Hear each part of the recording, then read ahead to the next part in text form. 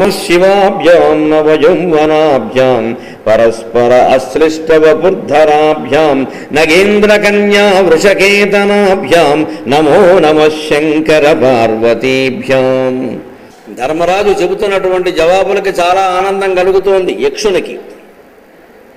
శిష్యుడు బాగా చదువుకుంటుంటే, పరీక్షల్లో మార్కులు బాగా తెచ్చుకుంటుంటే గురువు గారికి ఎంత ఆనందం కలిగి అవసరమైతే అదనంగా పనిచేసైనా రాత్రి పాఠాలు చెప్పైనా సరే వీడిని మహామేధావిగా దిద్దాలి అని అనుకుంటాడు. ఆ రకంగా కొంగ రూపంలో ఉన్నటువంటి యక్షునికి ధర్మరాజు మీద విశేషమైన అనుగ్రహం కాదు, గౌరవం కలుగుతోంది. ఇదివరకేమో వాత్సల్యం, అనుగ్రహం క్రమంగా గౌరవంగా మారుతోంది. ఏం మహానుభావుడే అయిన. అందుకని ధర్మరాజా, నిజంగా ప్రశ్న కోసం అడగడం లేదయ్యా, మహానుభావుడివి, నీలాంటి వాళ్ళు చెప్పాలి, మాలాంటి వాళ్ళు వినాలి, రేపు లోకమంతా తెలియాలి ఈ విషయాలని. కిం స్థైర్యం ఋషిభిః ప్రోక్తం, కిం స్థైర్యం ఋషిభిః ప్రోక్తం స్వధర్మ స్థిరతా స్థైర్యం ధైర్యం కించ ముదాహృతం, ధైర్యం కించ ముదాహృతం ధైర్యమింద్రియ నిగ్రహక, ధైర్యమింద్రియ నిగ్రహక. స్నానం తు కిం పరం ప్రోక్తం స్నానం మనోమలత్యాగ, దానం దానం కించ దానం చ కిమిహోచ్యతే, దానం చ కిమిహోచ్యతే, దానం వై భూతరక్షణం. కిం స్థైర్యం ఋషిభిః ప్రోక్తం. ఋషులు స్థైర్యం కలిగిన వాళ్ళు, స్థైర్యం కలిగిన వాళ్ళు అంటారు. స్థైర్యం అంటే ఏమిటన్నాడు ఆయన. స్థిరంగా ఉండడం స్థైర్యం. స్వధర్మ స్థిరత స్థైర్యం. స్థైర్యం అంటే తనకు అప్పగించినటువంటి బాధ్యతను ఎట్టి పరిస్థితుల్లో చెలించకుండా నిష్ఠగా ఉండి చెయ్యడమే స్థైర్యం. ఇది ఉద్యోగానికి ఎంత ముఖ్యమైన విషయం అండి. స్వధర్మ స్థిరత స్థైర్యం. తన ధర్మానికి తాను కట్టుబడి ఉండడమే స్థైర్యం. ఎన్ని రకాల ఒత్తిళ్ళు, ప్రలోభాలు, బెదిరింపులు వచ్చినా సరే లంచగొండతనం లేకుండా ఉండడానికి ఒక్క మాట సరిపోదు. స్వధర్మ స్థిరత స్థైర్యం. ఇది ఉంటే తపస్సు చేసినట్టే. నిన్న ఏం చెప్పుకున్నాం? తపస్వధర్మ వర్తిత్వం. తపస్సు అంటే వేరే ఏమీ లేదు, ఎక్కడో ముక్కు మూసుకుని భయంకరంగా తపస్సులు చేయడం కాదు. నీ డ్యూటీని నువ్వు సక్రమంగా చేస్తే అది తపస్సు చేసినట్టే. ఇవాళ ఏం చెబుతున్నాడు ధర్మరాజు? ఆ డ్యూటీ చేసేటప్పుడు స్థిరంగా ఉండవయ్యా, గట్టిగా ఉండవయ్యా. ఏం పోతుందయ్యా? ప్రాణమే కదయ్యా. అది నువ్వు లంచం తీసుకుని అక్రమంగా సంపాదించినా కూడా పోతుంది కదా. పైగా మనం స్థిరంగా ధర్మం ప్రకారం ఉంటే నిశ్చయంగా ఉండడం వల్ల గుండెపోటు రాదు, ఆనందంగా ఉంటాం. శివుడు మన పక్షం. అక్రమ మార్గంలో విడితే రాత్రి మనకే నిద్ర పట్టదు. ఇన్ని పాపాలు చేసాం, ఎవరొస్తారో, ఎప్పుడు లోపల బారేస్తారో, ఈ బెంగే సరిపోయింది కదండి. అంటే అక్రమ మార్గంలో ఉన్నవాడు ప్రాణం ఇంకో 10 ఏళ్ళు ముందే పోతుంది. సక్రమ మార్గంలో ఉన్నవాడు ఇంకో 10 ఏళ్ళు ఎక్కువ బతుకుతాడు. ఏది నిజమైంది అదేనా ఆలోచించాలి కదా. ధైర్యం చకిముదాహృత. ధైర్యం అంటే ఏమిటి అన్నాడు. ధైర్యం ఇంద్రియ నిగ్రహక. ఇంద్రియాలను అదుపులో పెట్టుకోవడమే ధైర్యం అన్నారు. ధైర్యం అంటే ఏమిటయ్యా? మనం సాధారణంగా ధైర్యం అంటే ఏదో సాహసం చేయడం, ధైర్య సాహసాలు అంటారు. ధైర్యం వేరు, సాహసం వేరు. నూతులో ఎవడన్నా పడ్డాడు, గోతులోనో గొయ్యోమని అరిచాడు. ముందు అందులో దూకి వాడిని రక్షించేవాడికి ధైర్యం ఉండాలి. అంటే దిగ్గానే వీడుగుండా ఆగిపోకూడదు, అటువంటి వాడే దిగాలి. దిగిన తర్వాత వీడుగుండా ఆగిపోతే వీడిని ఎవడు తీస్తాడు బయటికి? వీడు గుండాగిపోకుండా ఉండడం ధైర్యం. సాహసం అంటే ధైర్యం సాహసం ఒకటి కాదు, ధైర్యం వేరు. ధైర్యం చేయడం. సాహసం అంటే సహస, వెంటనే, ఆ పని వెంటనే చేసేవాడు సాహసం. ఇక్కడ ధైర్యం ఇంద్రియ నిగ్రహక. జీవితంలో మనం నెగ్గాలి అంటే ఈ ధైర్య సాహసాలు ఎలా ఉన్నా ఇంద్రియ నిగ్రహం ఉండాలి. ఆ ఇంద్రియ నిగ్రహం కలిగి ఉండడమే ధైర్యం. దానికి పాండవుల్లోనే ఉదాహరణ అర్జునుడు. అరణ్యవాసం అయిపోయిన తర్వాత ఇంద్రుడు నివాత కవచ కాలకేయాదుల్ని చంపడం కోసం స్వర్గానికి పిలిస్తే అక్కడ ఊర్వశీదేవి నృత్యాన్ని ఏర్పాటు చేశారు. అప్పుడు అర్జునుడు స్వర్గానికి వెళ్ళాడు. అర్జునుడు సౌందర్యాన్ని చూసి ఊర్వశి కామించింది. రాత్రి వేళ, వెన్నెల వేళ ఆయన మందిరంలోకి వెళ్ళింది. వెంటనే ఏమన్నాడంటే అర్జునుడు, అమ్మా నువ్వు నాకు తల్లితో సమానం అన్నాడు. అర్జునుడికి శాపం ఇచ్చింది ఆవిడ. పేడివాడు అవుతావు, మగాడు తట్టుకోగలిగే శాపమేనండి అది. అంటే ఆవిడ కోరిక జరగకపోతే పేడివాడు అయిపోవడమే. పోన్లే అమ్మా నీ ఇష్టం అన్నాడు పాపం. వెంటనే ఇంద్రుడు వచ్చాడు. అర్జున ఆశ్చర్యపోయానయ్యా, మా దేవలోకంలో ఎవ్వరికీ ఈ నీతులు ఉండవయ్యా, మేము ఇష్టం వచ్చినట్టు వ్యవహరిస్తాం. అందుకే గమనించండి ఒక్క విషయం, పురాణాలు చదివిన వాళ్ళు చదవని వాళ్ళు కూడా, దేవతలు మనకంటే ఉన్నతులు, మనకంటే ఉత్తములు కాదు. గమనించండి. ఉన్నతుడు వేరు, ఉత్తముడు వేరు. ఈ నిగ్రహం కలగడం వల్ల ఇంద్రుడు ఏం చేశాడు, నీకేమి శాపం ఇచ్చిందయ్యా అన్నాడు. అయ్యో పేడివాడు అవుతావని, మంచిది, అది నీకు వరం అవుతుంది. ఎందుకంటే పేడివాడు అవుతావని చెప్పింది తప్ప ఎప్పుడు అవుతావు, నీకు కావలసినప్పుడు అవుతావు, నీకు ఎప్పుడు అవసరమైతే అప్పుడు అవుతావు, పైగా ఒక్క ఏడాది అవుతావు. అది వరమైందా లేదా? అజ్ఞాతవాసంలో ఆ పేడివాడు కావడం వల్లే విరాటరాజు నగరంలో అజ్ఞాతంగా ఉండగలిగాడు, ఉత్తరకి నాట్యం నేర్పగలిగాడు, చక్కగా నర్తనశాల బ్రహ్మాండంగా నిర్మాణం చేశాడు, హాయిగా పేరు పొందాడు, ఏడాది కాగానే బయటపడ్డాడు. అంటే శాపం వరమైందా లేదా జీవితంలో గుర్తుపెట్టుకోవాలి. శివభక్తులకి శాపాలు వరాలు అవుతాయి ఖచ్చితంగా. భగవద్భక్తి లేకపోతే వరం కూడా శాపం అయిపోతుంది. కర్ణుడికి అర్జునుడికి ఉన్నటువంటి దైవభక్తి లేదు, అందుకని గురువు దగ్గర వరం పొందవలసిన వాడు శాపం పొందాడు. అర్జునుడికి ఆ దైవభక్తి ఉంది, ముఖ్యంగా శివభక్తి ఉంది. అర్జునుడు కృష్ణ భక్తుడు కాదు, కృష్ణుడికి స్నేహితుడు, శివభక్తుడు. అతను నిరంతరం నమశివాయ నమశివాయ, అతను ఎప్పుడు కృష్ణుడికి దండం పెట్టలా, శివుడికే దండం పెట్టాడు. పైగా ఒకరోజు ఆయన శివభక్తిని పరీక్షిద్దామని కృష్ణుడు ఆయన ఇద్దరు చాలాసేపు మాట్లాడుకుని వెళ్ళిపోతూ ఉంటే, ఏమిటో బావా నీ మాటల్లో పడిపోయాను, నాకు సంధ్యా సమయంలో శివారాధన చేయడం అలవాటు, శివలింగము లేదు ఏమీ లేదు, ఎలా చేస్తాం, ఇప్పటికే 8 అయిపోయింది అన్నట్ట. వెంటనే కృష్ణుడు, అయ్యా నీ నియమాన్ని నేనెందుకు పాడు చేస్తానయ్యా దా అని ఇలా మోకాలు తీసి మోకాలు ఇలా చూపించి, మోకాలు చూడవయ్యా శివలింగంగా లేదు అన్నట్ట. అంతే అర్జునుడు భక్తితో ఆ మోకాలకి నమకం చమకం చదివి అభిషేకం చేసి ఆకులు పువ్వులు పెట్టాడు, అక్కడ శివలింగం వెలిసింది. మోకాలు అని కాళహస్తీశ్వర శతకంలో చెబుతాడు ఖచ్చితంగా. నిన్నే రూపముగా భజింతు మదిలో, నీ రూపు మోకాలో స్త్రీ చన్ను కుంసము మేక పెంటికయో, ఈ సందేహముల్ మాన్పి నా కన్నారన్ భవదీయమూర్తి సగుణాకారంబుగా చూపవే, చిన్నీరేజ విహారమత్త మధుప శ్రీకాళహస్తీశ్వర శ్రీశైలమల్లీశ్వర. ఇన్ని ఉదాహరణలు ఉన్నాయండి. మోకాలు శివలింగమైంది గమనించండి. మీ భక్తి ప్రధానం అమ్మా ఎక్కడైనా సరే. ఇప్పుడు స్నానం తు కిం పరం ప్రోక్తం, స్నానం అంటే ఏమిటయ్యా అని అడిగాడు ధర్మరాజు. చెబుతున్నాడు, స్నానం తు కిం పరం ప్రోక్తం, స్నానం అంటే ఏమిటంటే, స్నానానికి ధర్మరాజు చెప్పేది ఏమిటో మనకు తెలియదు. స్నానం మనోమల త్యాగ, మనస్సులో ఉండే మాలిన్యాన్ని వదిలిపెట్టడమే నిజమైన స్నానం. అది చేస్తున్నారు ఆ రోజు అన్నాడు.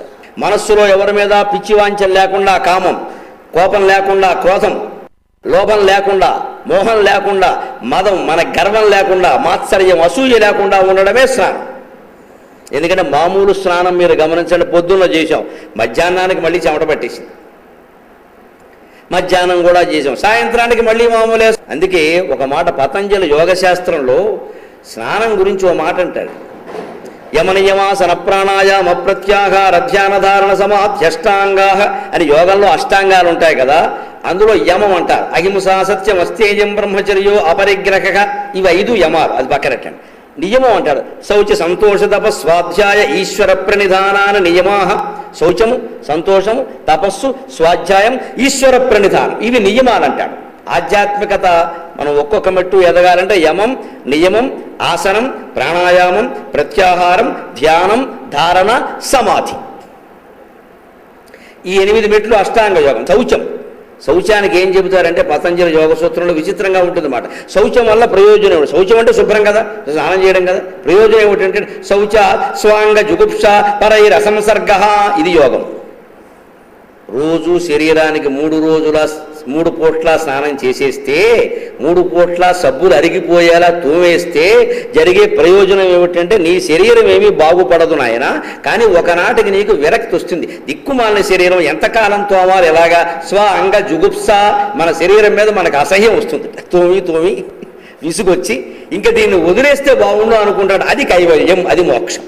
ఇది స్నానం వల్ల ప్రయోజనం. స్నానం మనోమల త్యాగ, మనస్సులో ఉండేటువంటి రాగద్వేషాలు, కామక్రోధాలు, లోభమోగాలు, వాటిని పోగొట్టుకుందుకు ప్రయత్నం చేయడమే నిజమైన స్నానం. దానం వై భూతరక్షణం, దానం అంటే ఏమిటి? దానం తుకిం దానం చకిమిహోచ్యతే, దానం అంటే ఏమిటో చెప్పవయ్యా ధర్మరాజా అంటే ఆయన అంటున్నాడు సమాధానంగా, దానం వై భూతరక్షణం, దానం అంటే ఏమిటయ్యా? సర్వజీవుల యొక్క రక్షణ కోరడమే దానం. సర్వజీవులు అంటే కేవలం మానవులు మాత్రమే కాదు కదండి. మన సంస్కృతి, మన ఆచారాలు ఎంత గొప్పగా. రైతులు, పల్లెటూళ్ళలో రైతులు డిసెంబర్ నెలలో మార్గశిర మాసంలో కోత కోసి పంట ఇంటికి పట్టుకొస్తే ధాన్యం కంకులు వేలాడదీసేవారు గుమ్మాల ముందు. సర్వే సంతు నిరామయాః మా కశ్చిత్ దుఃఖభాగ్ భవేత్. ఎవ్వరికీ ఎటువంటి రోగములు రాకూడదు. ఆమయం అంటే రోగం, నిరామయం అంటే అనారోగ్యం, నిరామయం అంటే ఆరోగ్యం. ఎవ్వరికీ ఎటువంటి రోగము రాకూడదు. అందరు జీవులు బాగుండాలని కోరిన ఏకైక సంస్కృతి హిందూ సంస్కృతి. నేను బాగుండాలనే మాట మన సంస్కృతిలో ఉండదండి. మనం అందరం బాగుండాలి, మనం అందరం బాగుండాలి. సహనావతు సహనౌ భునక్తు సహవీర్యం కరవావహై తేజస్వినావధీతమస్తు మా విద్విషావహై. ఇది ఇద్దరం కలిసి అంటే ఎప్పుడు ఒక్కరి క్షేమాన్ని కోరే సంస్కృతి కాదు. అది దానం వై భూతరక్షణం. ఇప్పుడు అంటున్నాడు ఇంకో ప్రశ్న, కోహంకారశ్చ కిం ప్రోక్తః, అహంకారశ్చ కిం ప్రోక్తః. మహాజ్ఞానమహంకారో కశ్చ దంభ ప్రకీర్తితః, కశ్చ దంభ ప్రకీర్తితః. దంభో ధర్మోధ్వజోచ్ఛ్రయః. కం తద్దైవం చ పరం ప్రోక్తం, తద్దైవం కిం పరం ప్రోక్తం, తద్దైవం కిం పరం ప్రోక్తం. దైవం దానఫల ప్రోక్తం. కిం పైశూన్యముచ్యతే, పైశూన్యం పరదూషణం.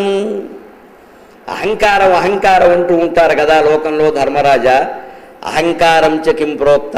అహంకారం అంటే ఏమిటయ్యా అసలు అంటే మహాజ్ఞానం అహంకారక. భయంకరమైన అజ్ఞానమే అహంకారము అన్నాడు. లౌకికంగా దీనికి అర్థం చెప్పుకోవాలంటే తాత్వికం వేరుగా ఉంటుంది. లౌకికం ఏమిటంటే మూర్ఖుడు అంటారు. మూర్ఖుడు అంటే అర్థం ఏమిటండి? భర్తృహరి సుభాషితాలు రాస్తూ 100 సుభాషితాలు రాశాడు ముందు, నీతి శతకం. అందులో మూర్ఖ పద్ధతి, నీతి పద్ధతి, ధైర్య పద్ధతి, శౌర్య పద్ధతి, విద్వత్ పద్ధతి, దైవ పద్ధతి చాలా ఉన్నాయండి. ఇన్ని పద్ధతులు ఉండగా విచిత్రంగా మూర్ఖ పద్ధతి ముందు పెట్టాడు. ఇప్పుడు ఇదే మూర్ఖత్వం. మంచిదేదో నీతో ధైర్యమో పెట్టాలి కానీ మొదట మూర్ఖ పద్ధతి పెట్టడం ఏంటండి? మూర్ఖత్వం వదిలితే కానీ ఏ మంచి లక్షణము ఎవడికి రాదు. అందుకని మూర్ఖ పద్ధతి ముందు పెట్టాడు. ముందు చదవండి, ఈ మూర్ఖత్వం వదిలేయండి. లేకపోతే మిగిలిన ధైర్యం, శౌర్యం, విద్వత్తు, నీతి రావు, అనవసరం. ఏమిటి మూర్ఖత్వం అంటే వాడికి తెలియదు, చెబితే వెండవు, అది మూర్ఖత్వం. తాత్వికంగా పెడితే ఇంకా లోతైంది. మనం జాగ్రత్త అవస్థలో ఉన్నాం, తర్వాత కలగంటున్నప్పుడు స్వప్నావస్థలోకి పెడతాం, తర్వాత గాఢ నిద్రలోకి పెడతాం, సుషుప్తి. దాన్ని అజ్ఞానాన్ని చూడడం అంటారు యోగశాస్త్రం ప్రకారం. అక్కడ అజ్ఞానం రూపంలో ఉంది, ఈ జగత్తంతా మన మనస్సులో ఉంది, దాన్ని చూస్తున్నాం. అదే మహాజ్ఞానం అహంకార. అక్కడ జీవుడు ఇంకా కారణ శరీరంలో, అంటే స్థూల శరీరం, సూక్ష్మ శరీరం, కారణ శరీరం. జాగ్రత్త అవస్థలో ఉన్నప్పుడు స్థూల శరీరంతో ఉన్నాం, స్వప్నం కలగంటున్నప్పుడు సూక్ష్మ శరీరంలో ఉన్నాం, అది మనస్సు. కల కూడా కనకుండా గాఢ నిద్రలో కూడా కారణ శరీరంతో ఉన్నాం. ఆ కారణ శరీరంలో జీవుడు ఉంటాడు. ఆ జీవుడే అహంకారం, నేను అనే భావన. వాడు ఈ ప్రపంచాన్ని చూస్తూ అజ్ఞానం రూపంలో చూస్తూ కూడా మళ్ళీ మెలకువ రాగానే అందులో పడుతాడు. విత్ అజ్ఞానము, దాన్నే దూర్జుడు చెప్పాడు మహానుభావ పరమేశ్వర మల్లేశ్వర స్వామి, ఎంత మాయలో పడేసేవయ్యా మమ్మల్ని. విత్ అజ్ఞానము పాదు చిత్తము, ఓ చెట్టుతో పోల్చాడు మొత్తం జీవితాన్ని. విత్ అజ్ఞానము పాదు చిత్తము భవావేశంబు రక్షంబువుల్ మత్తత్వంబు తదంకురంబు అమృతములు మారాకులు అత్యంత దుర్వృత్తులు పువ్వులు పండ్లు మన్మథముఖావిర్భేద దోషంబుల్ చిత్తాభ్యున్నత నింబభూజమునకున్ శ్రీకాళహస్తీశ్వర శ్రీశైలమల్లీశ్వర. విత్తు అజ్ఞానము. అసలు ఈ సంసారం అనే వృక్షం ప్రారంభం కావడానికి విత్త ఉంది, అది అజ్ఞానం. మహాజ్ఞానం అహంకారో. నేను వేరుగా ఉన్నా. ఇదే కారణం గమనించండి. మనం శివుడి దగ్గర మా ఆరోగ్యం కాపాడు, మా అందం కాపాడు, మాకు ఉద్యోగం వచ్చేలా చేయి, మాకు పెళ్ళిళ్ళు వచ్చేలా చేయి, మా పిల్లలకి పిల్లలు పుట్టేలా చేయి, మాకు వంశం ఉద్ధరించేలా చేయి అంటాం. ఎందుకు అంటున్నామంటే ఇవన్నీ మనం అనుకుంటున్నాం కాబట్టి ఆయన కోరుతున్నాం. ఇదంతా ఆయనదని తెలిస్తే ఎందుకు కోరుతామంటే ఆయన దాన్ని చూసుకోడా. ఇది నా సంసారం కాదు, నీ సంసారం. లోకంలో ఉన్న సంసారాలన్నీ నీవే. నువ్వు ఎవరికి పిల్లల్ని పుట్టించుకుంటావో, ఎవరికి పెళ్లిళ్ళు చేస్తావో, ఎవరికి ఉద్యోగాలు ఇచ్చుకుంటావో, ఎవరిని పైకి తీసుకెడతావో, ఎవరి కిందకి దొక్కేస్తావో అన్నీ నీ ఇష్టమయ్యా అని ఆయనకు వదిలేసామనుకోండి, మొత్తం ఆయన చూసుకుంటాడు, మనం సుఖంగా ఉండొచ్చు. మనం నెత్తి మీద వేసుకున్నాం కాబట్టి బాధపడుతున్నాం. ఈ వేసుకోవడమే అజ్ఞానం. అది అజ్ఞానాన్ని పోగొట్టుకోగలగా. మహాజ్ఞానమహంకారో కో దంభశ్చ కశ్చ దంభ ప్రకీర్తిత. దంభం అంటే ఏమిటి? దాంభికం అంటారు కదండి, అదే తెలుగులో డాంబికమైంది, ఒత్తుపోయి. డకారమైంది, ఆ బాకి ఒత్తుపోయింది. డాంభికం వల్ల డాంబికమైంది. ఆయనకి డాంబికం ఎక్కువ. దంభ అంటే ఏమిటో తెలుసు, ఈరోజు ఇప్పుడు అర్థమయ్యేలా చెప్పాలంటే పబ్లిసిటీ. మంచి పనులు చాలామంది చేస్తారండి ఇప్పుడు కూడా, కానీ అంతా ప్రచారం కోసం చేస్తారు. ఇంత చేశామండి, మాకు తగిన గుర్తింపు లేదు అంటే గుర్తింపు కోసం చేశామన్నమాట. ఎంత గుర్తింపు ఉంటే సరిపోతుంది? అందుకని కశ్చ దంభ ప్రకీర్తితగా. దంభం అంటే ఏమిటి ధర్మరాజు అంటే? దంభో ధర్మో ధ్వజోచ్ఛ్రయ. దంభం అంటే ఏమిటంటే ధర్మ ధ్వజ ఉచ్ఛ్రయ, జెండా ఎగరేసినట్టుగా తన పేరు కీర్తి అన్ని లోకాల్లో వ్యాపించాలనుకునే డాంబికం ఉందే, అది దంభం అన్నాడు. అందుకని ఎట్టి పరిస్థితుల్లో డాంబికం కోసం ప్రయత్నం చేయొద్దు, చిత్తశుద్ధిగా నిజాయితీగా చేయాలి. కదా ఇప్పుడు దైవం దైవం దైవం అంటాం కదా, మొత్తుకుంటాం మనం ప్రతిదానికి. దేవుడు అలా చేశాడమ్మా, అదృష్టం అమ్మా, ఆ బ్రహ్మదేవుడు అలా రాశాడమ్మా, ఇదో కర్మ, ఆయన తిట్టుకోవడం అన్నిటికీ. ఆ దేవుడు ఎవరో చెబుతున్నాడు ధర్మరాజు స్పష్టంగా. కిం తద్ దైవం చ కిం ప్రోక్తం. దైవం అంటే ఏమిటయ్యా, దైవం అంటే ఏమిటయ్యా అందరూ అంటారంటే, దైవం దానఫల ప్రోక్తం. దైవం అంటే ఏం లేదయ్యా, ఊరికే అన్ని దేవుడి మీద గెంటేస్తున్నారు తప్పితే మనిషి చేసినటువంటి దానాల ఫలమే అదృష్టం. అదృష్టం అంటే అదే, అదృష్టం అంటే నా దృష్టం. దైవం దైవం అంటే ఏదంటే, దైవం అంటే దాన ఫలం అదృష్టం అన్నాడు. అంటే అదృష్టం అనే మాట గమనించండి, నా దృష్టం అంతే కదండి. కనబడనిది, కనబడిన దాన్ని మనం అదృష్టం అంటున్నాం తప్పితే అది ఏమిటో స్పష్టంగా చెప్పరా. కనబడిన దాన్ని, ఆ కనబడనదే మన పూర్వజన్మ కర్మ. మనకు కనబడడం లేదు అది, కానీ ఉంది. అదే మన జీవితాన్ని నడిపిస్తోంది ప్రధానంగా. అది మొత్తం అదే నడిపిస్తుంది అనుకోకుండా పొరపాటు పడద్దు. దైవం దైవం అదృష్టం అంటామే, దాన ఫలం ప్రోక్తం. నువ్వు ఎవరికైనా ఇచ్చిందే అదృష్టం రూపంలో నీకు వస్తుంది ఖచ్చితంగా. అందుకని ఆ ఇవ్వడం అనేది అలవాటు చేసుకో. ఇప్పుడు చూడండి, ఉద్యోగాల్లో ఉన్నవాళ్ళు గ్రహించాల్సిన విషయం ముఖ్యంగా, పైవాళ్ళు కింద వాళ్ళు అందరూ కూడా, కిం తత్ పైశూన్యముచ్యతే. పైశూన్యం అంటే ఏమిటి? తెలుగులో పిసినుగొట్టువాడు అంటే ఆ పిసినుగొట్టుతనం వేరు, ఈ పైశూన్యం వేరు. పిశునః దాని లక్షణం పైశూన్యం, పిశునస్య భావం పైశూన్యం. కిం తత్ పైశూన్యముచ్యతే. పైశూన్యం పరదూషణం. ఇతరుల గురించి చాడీలు చెప్పడమే పైశూన్యం. ఉద్యోగాల్లో ఇది చాలా ఎక్కువ. అంటే ఈ చాడీలు చెప్పేవాళ్ళని ఆదరించకూడదు ఖచ్చితంగా. ఇప్పుడు జీవితానికి ఆశ్చర్యకరమైన విషయం, మనం సాధించవలసిన పురుషార్థాల గురించి అడుగుతున్నాడు ధర్మరాజు. ధర్మశ్చార్థశ్చ కామశ్చ పరస్పర విరోధినః తేషాం నిత్య విరోధానాం కథమేకత్ర సంగమః. కొంచెం జీవిత నిర్వహణానికి సంబంధించిన ప్రశ్న, ధార్మిక ప్రశ్న. ధర్మ సందేహం అంటే ఇది. ధర్మశ్చ అర్థశ్చ కామశ్చ, ధర్మార్థ కామ మోక్షాలను 4 చెబుతాం కదా. ఈ మూడింటి పరస్పర విరోధినగా, ఒకదానికొకటి శత్రువులు కదా ధర్మరాజా. మరి ఎలాగా? తేషాం నిత్య విరోధానం, ఎప్పుడూ చికాగ్గా సంఘర్షణగా ఉండేటువంటి ఈ మూడింటి మధ్యలో కథం ఏకత్ర సంగమక, వీటిని సమన్వయం చేసి మనిషి నీతిగా ఉండడం ఎలాగా? ఎంత అవసరమైన విషయం అండి. ఆయన ఏమంటున్నాడండి, యదా ధర్మశ్చ భార్యాచ పరస్పరవశానుగౌ తదా ధర్మార్థకామానాం త్రయాణం ఏక సంగమక. ధర్మార్థకామాల మధ్యలో గొడవ లేకుండా ఉండాలంటే భర్త ముందు భార్యని అనుకూలంగా ఉండేలా చూసుకోవాలి. ఈ ఒక్క విషయం చూసుకుంటే ఇద్దరూ కలిసి 3 పురుషార్థాలు 3 నిమిషాల్లో సాధిస్తారని చెప్పాడు. భార్యాభర్తల ఆనుకూల్యం అంత ముఖ్యమైన మాట, అంత ముఖ్యం. ఆ బంధం అంత గొప్పది, అది మనం జాగ్రత్తగా నిలబెట్టుకోవాలి. యశ్చ ధర్మశ్చ భార్యాచ పరస్పరవశానుగౌ తదా ధర్మార్థకామానాం త్రయాణం ఏక సంగమక. ఇప్పుడు ఒక్క మాట, ధర్మార్థకామాలు 3 సాధించడం సాధ్యమైంది కదా, మరి మోక్షం ఎలా వస్తుందండి? వాటితో అయిపోదు కదండి, మోక్షం రావాలిగా. ఆ మాట ఇందులో చెప్పలేదుగా, చెప్పడు. ఎందుకంటే ధర్మార్థకామాలు 3 సాధిస్తే వాటిని సరిగ్గా అన్వయించుకుంటూ వెడితే మోక్షం వచ్చినట్టే. దానికోసం ప్రయత్నం చేయక్కల. దాన్ని రమణ మహర్షి చెప్పాడు. ఆయన శిష్యుల్లో ఒకడు అడిగాడు, ఏమండి ధర్మార్థకామాలంటే అర్థమైనే, ధర్మంగా ఉండాలి, ధర్మంగానే అర్థం సంపాదించాలి, ఆ ధర్మంగా అర్థం సంపాదించిన అర్థంతోనే కోరికలు తీర్చుకోవాలి, ఇది కూడా నాకు అర్థమైందండి, మరి ఈ 3టితో మోక్షం ఎలా వస్తుందండి, దానికి ఏం చెయ్యాలి అన్నాడు. అంటే రమణ మహర్షి అన్నాడు, ఏం చెయ్యాలని అంటావేమిటయ్యా, ఏమీ చెయ్యకపోవడమే మోక్షం అన్నాడు ఆయన. ఏం చెయ్యాలి అని అడకు, ఏమీ చెయ్యకపోవడమే మోక్షం. అదేమిటంటే ధర్మార్థ కామాలు మూడూసు నువ్వు సక్రమంగా నిర్వర్తిస్తే మోక్షం దానంతట అదే వస్తుంది. అది ఎలా వస్తుందండి అంటే ఓ కట్టెపుల్ల తీసుకురమ్మన్నాడు ఆయన చెప్పడం కోసం. మహాయోగులు ఇంత సూక్ష్మంగా చెబుతారు. ఓ ఎండిపోయిన కట్టోడు పట్టుకురమ్మన్నాడు, పట్టుకొచ్చాడు. చిన్న చేతి గొడ్డలోడు పట్టుకురమ్మన్నాడు, పట్టుకొచ్చాడు. దాన్ని 4 ముక్కలు చేయన్నాడు. ఓ దెబ్బ వేసాడు, 2 ముక్కలైంది. ఆ మిగిలిన దాన్ని ఇంకో దెబ్బ వేసాడు, 3 ముక్కలైంది. ఆ మిగిలిన దాన్ని ఇంకో దెబ్బ వేసాడు, 4 ముక్కలైంది. నువ్వు ఎన్ని దెబ్బలు వేసావు అన్నాడు. 3 దెబ్బలు అన్నాడు. ఎన్ని ముక్కలైంది అంటే 4 అన్నాడు. 3 దెబ్బలు వేస్తే 3 అవ్వాలి కదా, 4 అవ్వడం ఏంటన్నాడు. ఇప్పుడు అంటున్నాడు ఇంకొక మాట, అక్షయోనర కక్కేన ప్రాప్యతే పురుషోత్తమ, అక్షయోనర కక్కేన ప్రాప్యతే భరతర్షభ ఇతి మే పృచ్ఛతః ప్రశ్నం, ఇతి మే పృచ్ఛతః ప్రశ్నం తచ్చీఘ్రం వక్తుమర్హసి. క్రమంగా ముగింపుకు వస్తోంది. అందుకని ఏమంటున్నాడు ఇప్పుడు కాస్త మాట ఈ ప్రశ్నకు చెప్పు అంటే ఈ సంస్కృత వాక్యం ఉందే, ఇతి మే పృచ్ఛతః ప్రశ్నం తచ్చీఘ్రం వక్తుమర్హసి అంటే తెలుగులో సరిగ్గా అనువాదం చేయాలంటే దమ్ముంటే ఈ ప్రశ్నకు జవాబు చెప్పు. భరత వంశంలో శ్రేష్ఠుడమైన ఓ ధర్మరాజా, భయంకరమైన నరకాన్ని పొందేవాడు ఎవడో చెప్పవయ్యా ఒక్క మాటలో అన్నాడు.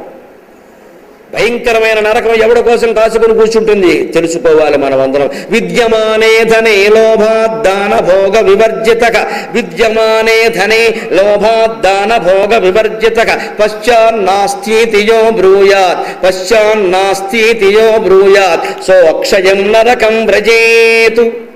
విద్యమానే ధనే, డబ్బు ఉన్నప్పటికీ, పొలం ఉన్నప్పటికీ, ఇళ్ళు ఉన్నప్పటికీ, ఆస్తులు ఉన్నప్పటికీ, కోట్లు మూలుగుతున్నప్పటికీ, లోభాత్ పిసినుగొట్టుతనం కారణంగా, లోభిత్వం కారణంగా, దాన భోగ వివర్జితగా ఎవరికి దానం చేయకుండా, కనీసం తాను కూడా అనుభవించకుండా ఎవరు డబ్బులు మూటకట్టి స్విస్ బ్యాంకులో పెడతాడో వాడికి నరకం ఖాయం అని చెప్పాడు. అది యక్ష ప్రశ్నలో ధర్మరాజు చెప్పిన మాట. ఎందుకని వీడికి కొంత అనుభవిస్తున్నాడు. కొంతమంది అలా కాదు, వాళ్ళు అనుభవించరు, ఎవరికి పెట్టరు. దానము భోగము 2 ఉండవు. దానం అంటే ఇతరులకు ఇవ్వడం, భోగం నువ్వేనా అనుభవించాలి కదా మహారాజా. ధనానికి ఎప్పుడు 3 స్థితులుట. There are 3 stages for money అంటాడు భర్తృహరి సుభాషితాల్లో.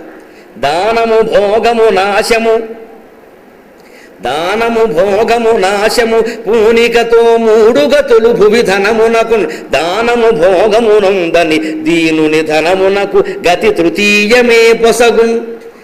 డబ్బుకి ఎప్పుడు 3 స్థితులు ఉంటాయి. ఒకటి దానం, 2 భోగం.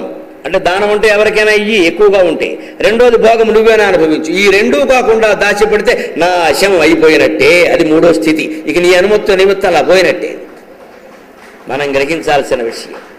అందుకని సంపన్నులైన వాళ్ళందరూ ఉండగానే దాన ధర్మాలు చెయ్యాలి. దాన భోగ వివర్జితగా సో అక్షయం నరకం వ్రజేతు. అక్షయం నరకం గమనించండి. అక్షయం నరకం అంటే మళ్ళీ అందులోంచి బయటపడ్డాం, ఇక అంతే శాశ్వతం, శాశ్వత బ్రహ్మలోక నివాస సిద్ధ్యర్థం అని చదువుతారు పురోహితులు. వీడికి శాశ్వత నరకలోక నివాస సిద్ధ్యర్థం అయిపోయినట్టే, ఇక మళ్ళీ అందులోంచి బయటపడే సమస్య లేదు. అందుకని అక్షయ నరకాలు భయంకరమైనవి మనం పొందకుండా ఉండాలంటే ఉండవలసిన విధానం అది.